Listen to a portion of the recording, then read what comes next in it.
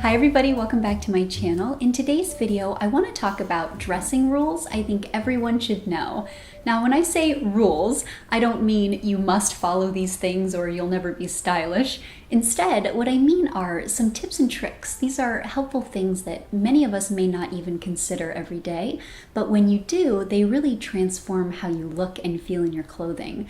So these are things that are nice to have in your back pocket when you are kind of stuck on what to wear, and things that are just helpful for hopefully the rest of your life. So let's get started.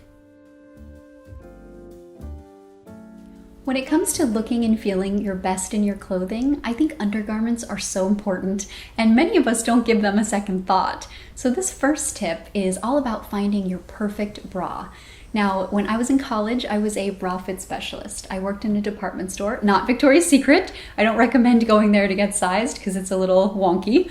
And instead, I was trained in a department store and I helped women find their perfect bra. And I was always amazed at the outcome it had. They always felt better, they had better posture, and it was always unanimous across the board that everyone felt better in their clothing as a result of having a proper fitting bra. So it's pretty simple. I'm going to walk you through how to do it and insert some examples. You can follow along, but I recommend doing this a couple times and kind of averaging out what you get, and that should give you your best number basically. And then if you're still confused, you can of course go to a specialist. Most department stores have someone on staff that can help you, and they're trained, so it's really beneficial. I recommend doing it. So to get your bra size, you're going to take two measurements. You're going to take your band size and your cup size. And to do this, you need a flexible tape measure that can easily mold to your body. And then you're going to want to stand in front of the mirror so you can very easily see the numbers. And then ideally wear nothing more than just your bra.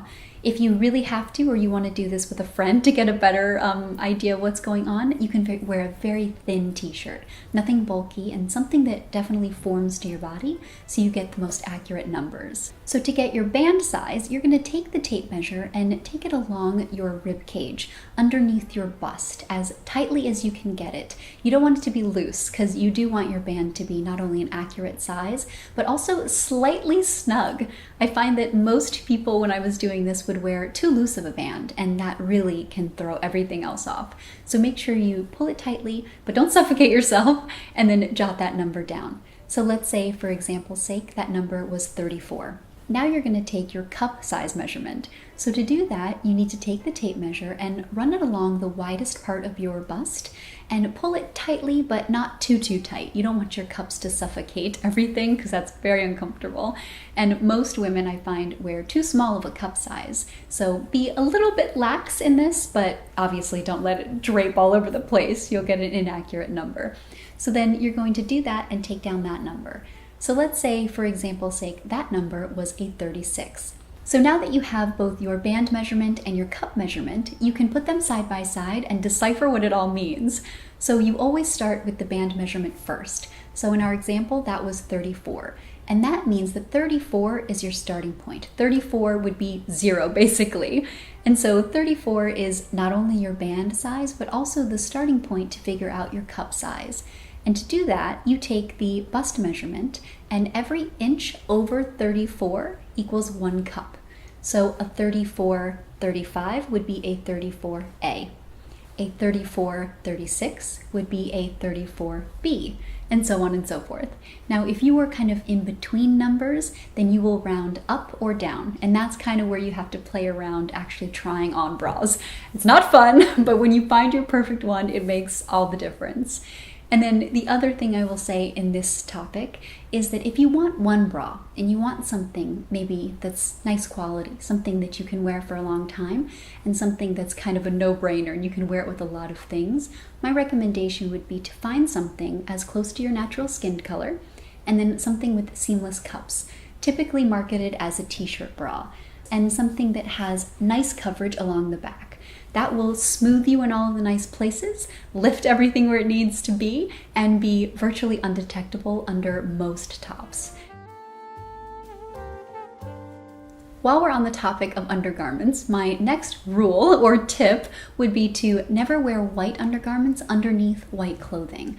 Now, I've heard contradictory opinions to this, but I will tell you from experience and from working in the lingerie department that white under white will shine like a beacon and you will see it from miles away, and you'll get that kind of broken up look that a lot of us try to avoid. We want our undergarments to almost be undetectable, and by wearing white under white, you do the opposite.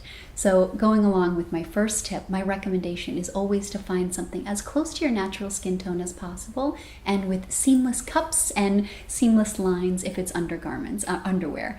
And that makes all the difference. You can wear that under everything. It's a no-brainer, and it makes a really big difference in how everything kind of lays on your body. Along those same lines, my next dressing rule is to size up in white garments. I'm sure you can relate. We've all been searching for the perfect white shirt, the perfect white pair of pants or white skirt, and we're disappointed when we try it on because it's see-through and you can see everything very clearly underneath. And I think that comes down to two reasons. The first being what we just talked about. You need to ensure that you have proper fitting undergarments that are the right color and that are seamless. And then also the fit. If something is very skin tight and white, it's very obvious what's underneath it. And instead, if you opt for something slightly oversized and then have it tailored so that it looks like it fits you perfectly, it makes a world of difference. It's something that I've relied on for many years, and I don't think we utilize enough. So I encourage you to do that. The next time you're searching for a white shirt, size up and then have it tailored where it needs to. And it might make a world of difference in your own personal opinion on white clothing. If you've ever wanted to look a little bit taller, I know I have, I'm 5'3", so I like to play with proportions and trick the eye when I can, then this next dressing rule is for you. And it is a two-step formula for looking taller. The first part of this formula is to find a pair of shoes in a color as close to your natural skin color as possible. And then bonus points if it has a pointed toe. And then pair that with something high-waisted. What that does is trick the eye on both ends. So not only do your legs look like they start a lot higher than they actually do, but they look like they extend longer than they actually do. The shoe in the color of your skin combined with the pointed toe and then with the high waist just creates a beautiful effect. It is a fail-proof combination. It works every time, and anytime I want to feel really, really fantastic and I want to create that illusion, it always works for me. My next dressing rule is to keep colors all within the same family. You know how much I love having a color palette for your own personal wardrobe, and I think finding the colors that make you feel amazing and then making sure that they all go together is a really great way to ensure that you get the most out of your wardrobe. So to do that, colors are broken essentially into two main categories. We have warm colors, or colors that are yellow-based, and then cool colors, or colors that are blue-based. And typically, to make things look nice to the eye, cool will go with cool and warm will go with warm. So keeping that in mind is a really great way to not only pinpoint your own color palette, but also help you get dressed. So if you put something on and you're trying to figure out why it's not quite right, it very likely could come down to the base of the colors you're wearing.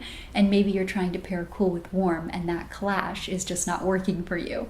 So along those same lines, I recommend getting a color wheel. You can find these at most craft stores and art supply stores or online, and they're very inexpensive.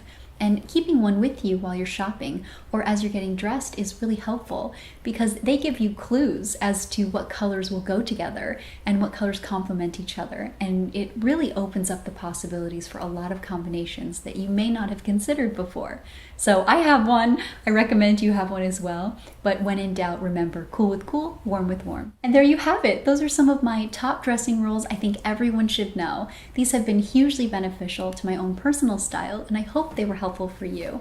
And I would love to make this a series if you're interested. I have a lot more I could have done on this topic. I had to narrow it down for the sake of the video. But if you want this to be maybe a little mini series, please let me know in the comments down below and I'd be happy to make more. And like always, thank you so much for watching, and I'll see you in my next one. Have a great day.